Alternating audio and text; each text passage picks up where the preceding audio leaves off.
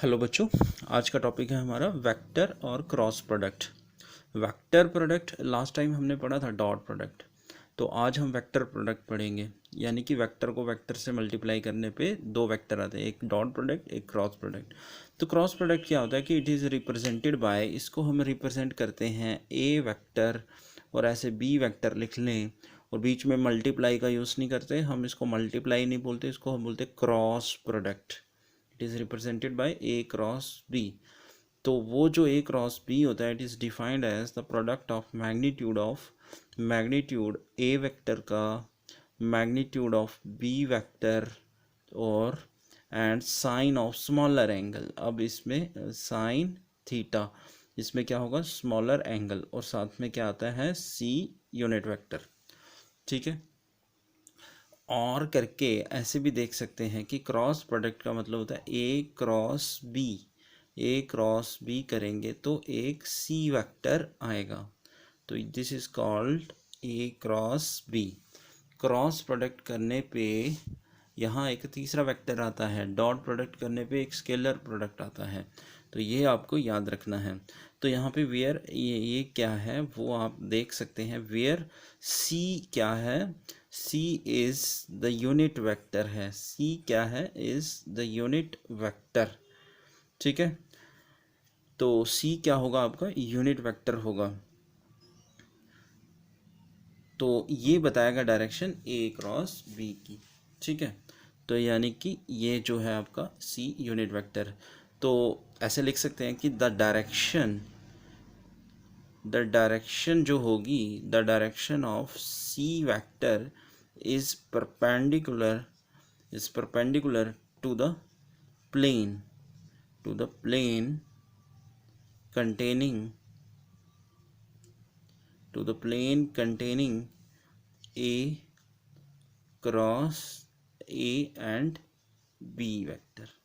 ठीक है, ये होता कैसे है, अगर आप देखें कि ये एक वेक्टर ए है और ये एक वेक्टर बी है, तो स्मॉलर एंगल यहाँ पे क्या होगा साइन थीटा, थीटा लिया गया।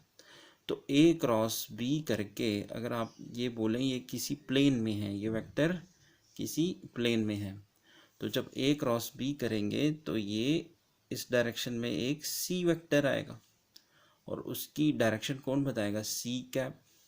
तो राइट हैंड थंब रूल लगा सकते हैं कि आपने क्या करा, ए क्रॉस बी करेंगे तो एक तीसरा वेक्टर आएगा, तो उस समय इसकी वैल्यू क्या होगी, पॉजिटिव। अगर आप ए क्रॉस देखें, अगर आप क्या करें, ये ए है, सॉरी ये ए है और ये B cross A cross B करेंगे, तो ये प्लेन में अगर आप इसका क्रॉस करते हैं तो ऐसे लिख लें, अगर बी क्रॉस तो एंगल क्या है थीटा, तो अगर ये इस डायरेक्शन में आएगा तो डाउनवर्ड होगा, तो यानी कि ये क्या होगा एक सी वेक्टर, और इसकी डायरेक्शन कौन बताएगा, एन यूनिट वेक्टर बता सकता है या सी कैप। तो ये जो है cross product of two vector है। ये cross product of two vector, अगर ए क्रॉस बी करेंगे तो पॉजिटिव आएगा, अगर आप बी क्रॉस ए करेंगे तो ये नेगेटिव आएगा।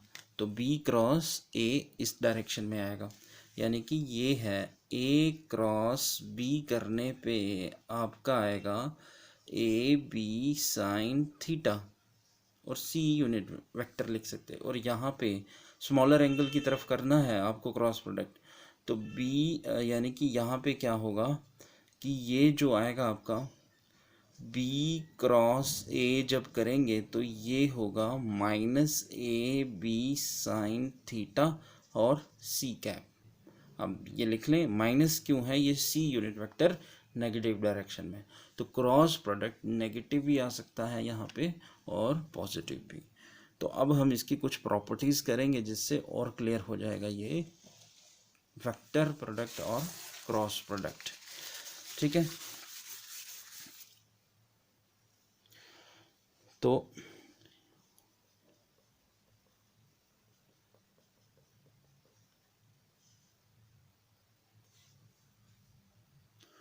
अब हम करेंगे properties of cross product, cross product की प्रॉपर्टीज करेंगे। तो पहली प्रॉपर्टी है the cross product of two vector is anti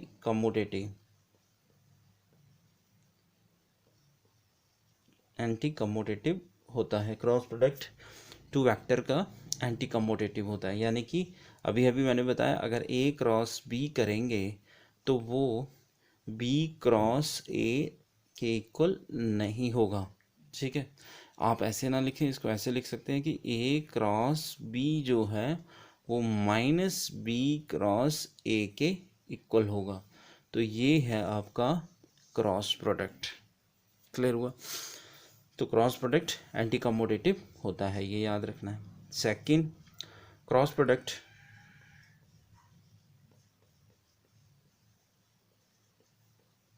of two vector is distributive होता है। क्रॉस प्रोडक्ट क्या रहता है? डिस्ट्रीब्यूटिव रहता है टू वेक्टर का। तो वो कैसे हो सकता है? ए क्रॉस बी करें और यहाँ क्या लिखा हो, सॉरी, ये ए क्रॉस ऐसे लिख लें, A cross B plus C करें तो ये is equal to A cross B vector आएगा plus A cross C vector आएगा। तो डिस्ट्रीब्यूटिव होता है ये cross product of two vector. ठीक है, तो cross product of two vector associative भी हो सकता है। देखें थर्ड प्रॉपर्टीज कि cross product of two vector is associative होता है क्रॉस प्रोडक्ट। तो देखेंगे किस तरीके से एसोसिएटिव है ये।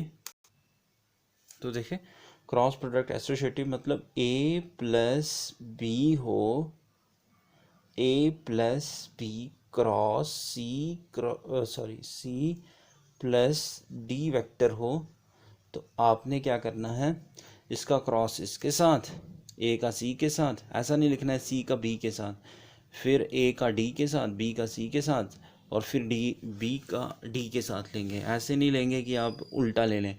तो आपने किस तरीके से, ये क्या आएगा, ए क्रॉस सी प्लस के बाद फिर ए क्रॉस, यहाँ जगह नहीं है तो आप ऐसे लिख सकते हैं, यही किसके इक्वल होगा, ए क्रॉस सी वेक्टर आएगा, फिर प्लस ए क्रॉस डी आएगा, फिर plus B cross C vector आएगा, और फिर plus B cross D vector आएगा। तो ये है एसोसिएटिव। समझ आया ये? तो क्रॉस प्रोडक्ट क्या रहता है, एसोसिएटिव। अच्छा, एग्जाम्पल क्या है क्रॉस प्रोडक्ट की? एग्जाम्पल है कि टॉर्क जो होगी वो होगी, टॉर्क हमारे किसके इक्वल, आर क्रॉस एफ के इक्वल होती है। तो ये है क्रॉस प्रोडक्ट की एग्जाम्पल। क्लियर हुआ बच्चों यहाँ तक? फोर्थ प्रॉपर्टी है द क्रॉस प्रोडक्ट, ऐसे लिख सकते हैं, the cross product of two parallel vector. ठीक है, the cross product of two parallel vector. अच्छा, अगर क्रॉस प्रोडक्ट ऐसे है, ए वेक्टर इधर है, बी वेक्टर भी इधर है, तो आपको पता है थीटा कितना रहता है, 0 डिग्री। तो क्रॉस प्रोडक्ट क्या आएगा इन दोनों का, ए क्रॉस बी हमेशा A B sine theta magnitude में ये लिख सकते हैं, यूनिट वेक्टर को 1 मान सकते हैं, तो थीटा कितना होगा, 0 डिग्री। तो A cross B is equal to कितना आ जाएगा, 0। तो क्रॉस प्रोडक्ट जो होता है टू पैरेलल वेक्टर का वो 0 होता है।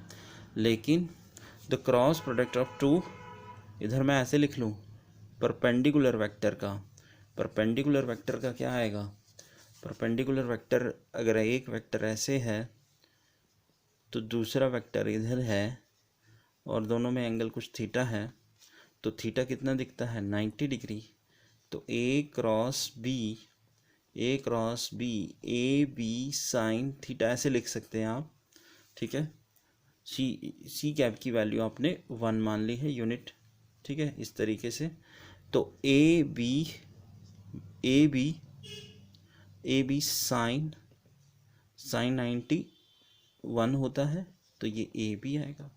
Cross product of two perpendicular vector का क्या आता है, पॉजिटिव आता है। क्लियर हुआ ये? तो यानी कि यहाँ पे सी यूनिट वेक्टर जो आता है ना, उसका मैग्नीट्यूड हमने 1 लिया है। तो ये आपने याद रखना है इस केस में, cross product of two perpendicular vector ये रहेगा, ठीक है। और इसके बाद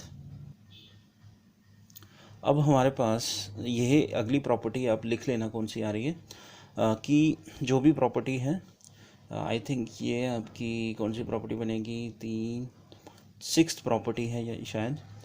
द क्रॉस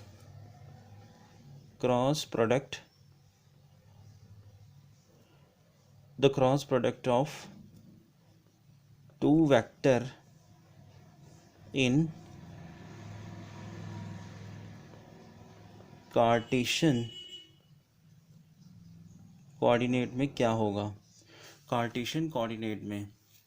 तो cross product of two vector in Cartesian coordinate, तो पहले आपको एक रूल याद रखना है। क्या रूल है कि हमने क्या करा, ये x लिया, ये y और ये z, ठीक है। तो x एक्सिस में मैंने बताया i आएगा, y में j आएगा, z में k आएगा, ठीक। तो आपने क्या करना है, i का क्रॉस j से करेंगे, i का क्रॉस, इसका क्रॉस i का क्रॉस j के साथ करेंगे। तो जब i का क्रॉस j के साथ करेंगे तो ये आएगा k कैप, ठीक है। जब आप j का क्रॉस किसके साथ करेंगे, j का क्रॉस k के साथ करेंगे, तो i के बाद j के बाद k, तो वो क्या आएगा, i कैप। जब आप क्या करेंगे, k का क्रॉस i के साथ करेंगे, i j ऐसे भी याद रख सकते हैं, k j k i ही बचेगा, तो वो किसके इक्वल आएगा, k क्रॉस i j के इक्वल आएगा।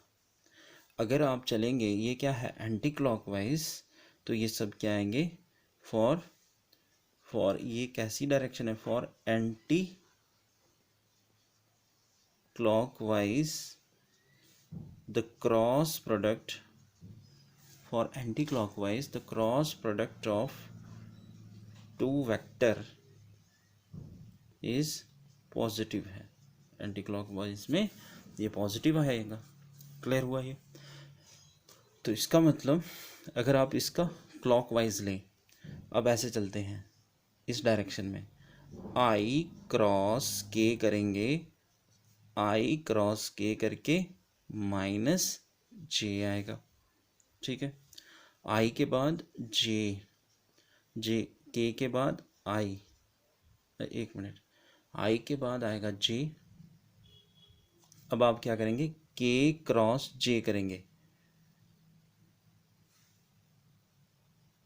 k क्रॉस j, हाँ ऐसे लिख लो।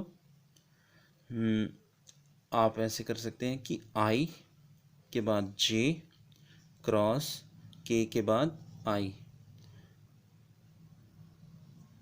आप डायग्राम से करना है तो ऐसे कर लो, k क्रॉस अब j करेंगे, ठीक है, क्लॉकवाइज में k क्रॉस j करें तो k क्रॉस j करके i आ जाएगा माइनस।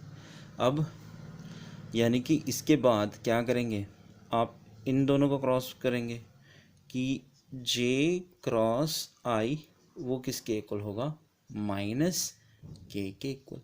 तो इस तरीके से क्रॉस प्रोडक्ट नेगेटिव आएगा फॉर कैसी रोटेशन, फॉर क्लॉकवाइज में नेगेटिव आएगा, एंटी क्लॉकवाइज में पॉजिटिव आएगा। तो ये आपने इसमें ध्यान रखना है, ठीक है।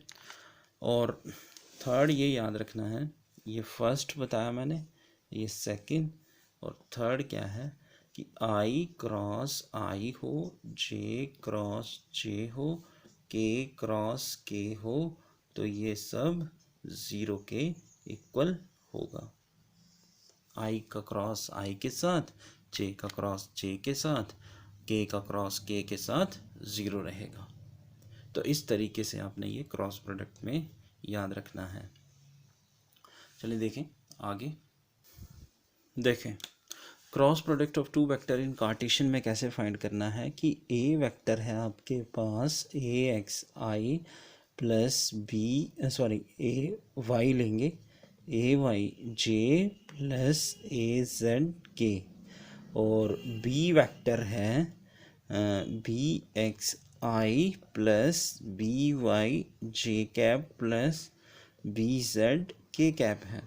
तो आपको बोला जाता है ए क्रॉस बी। आपको लॉन्ग मेथड नहीं बताऊंगा, शॉर्टकट मेथड आप याद रखेंगे, उससे हो जाएगा। डिटर्मिनेंट मेथड है, कुछ नहीं करना आपने, क्या करना है, इतना मुश्किल नहीं है ये। ऐसे दो पैरेलल लाइंस लगा दी आपने, अभी समझने के लिए ऐसे दो पैरेलल लाइंस लगा दी।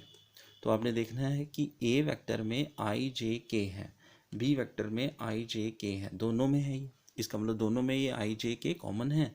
तो आप यहाँ लिख लेंगे आई, इधर लिख लेंगे जे, इधर लिख लेंगे के। तो हमेशा आई का कोफिशिएंट है ये, लेकिन सबसे पहले ए वेक्टर लिखना है। तो आई का कोफिशिएंट क्या है, ए एक्स, तो यहाँ ए एक्स। जे का कोफिशिएंट क्या है, ए वाई, और के का कोफिशिएंट क्या है, ए जेड। पहले ए फिर बी लिखना है। तो फिर यहाँ बी का आई का कोफिशिएंट बी में क्या है, बी एक्स, यहाँ कितना है बी वाई, और इधर कितना है बी जेड, ये कोफिशिएंट है। तो आपने रूल याद रखना है, यहाँ आता है positive negative positive, cross product करेंगे, ए क्रॉस बी का फॉर्मूला है ये। तो आपने क्या करना है, जब आपने आई की वैल्यू कैलकुलेट करनी है, याद रखना है, जब आई की वैल्यू कैलकुलेट करनी है तो आई को ऐसे रखना है और ब्रैकेट लगा देनी है, ठीक है।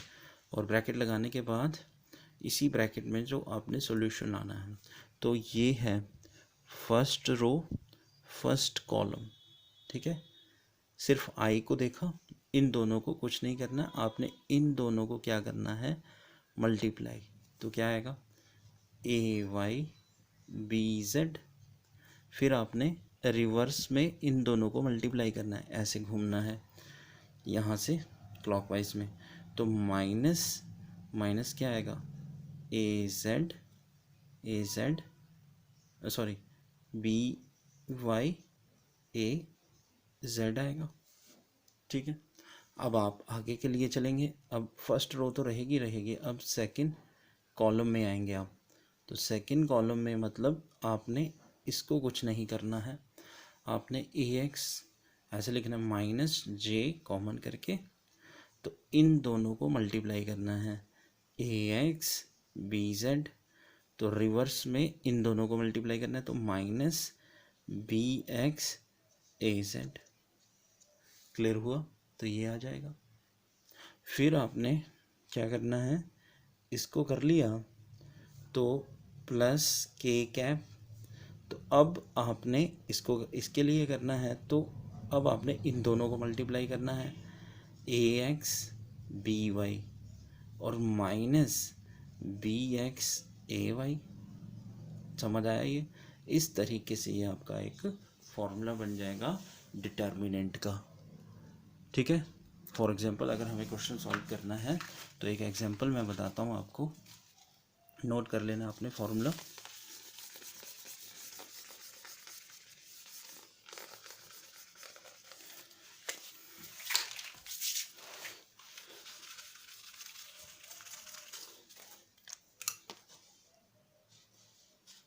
ठीक है, आपको क्वेश्चन बोला जाता है, एग्जांपल है फाइंड द क्रॉस प्रोडक्ट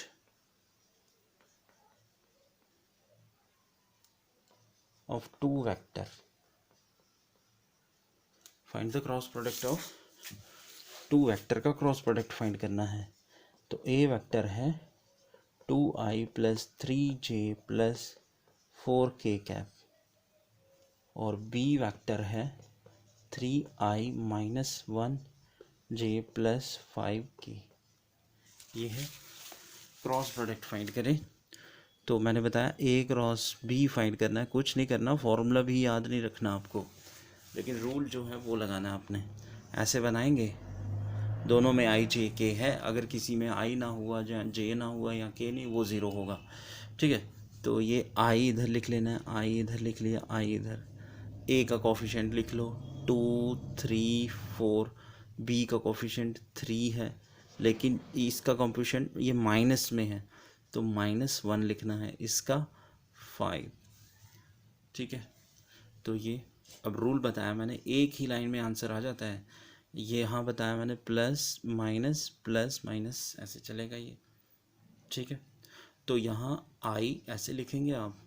तो मैंने बताया आई के लिए अब आपने इन दोनों को मल्टीप्लाई करना है, 15 माइनस ये -1 है, मल्टीप्लाई 4, तो 4 आएगा ये ऐसे। फिर माइनस जे में इसको कुछ नहीं करना आपने, 2 5 10 और -12, फिर प्लस में फिर ये है और मल्टीप्लाई इनको करेंगे तो -2 आएगा, -9 इस तरीके से आएगा, और ये है प्लस के कैप के लिए सॉल्यूशन आ गया आपका, ठीक है। वो कितना होगा, आई कैप और 15 और ये 19 आएगा, माइनस प्लस हुआ तो 2j आएगा, और 11 -11 के कैप। तो ये ऐसे आपका आंसर आ जाएगा। तो क्रॉस प्रोडक्ट इस तरीके से फाइंड करेंगे, बाद में आप ऐसे लिख सकते हैं 19i। तो ये जो है आपका कंप्लीट मैंने क्रॉस प्रोडक्ट बताया, और आप इसको याद रखेंगे एग्ज़ाम के पॉइंट ऑफ व्यू से।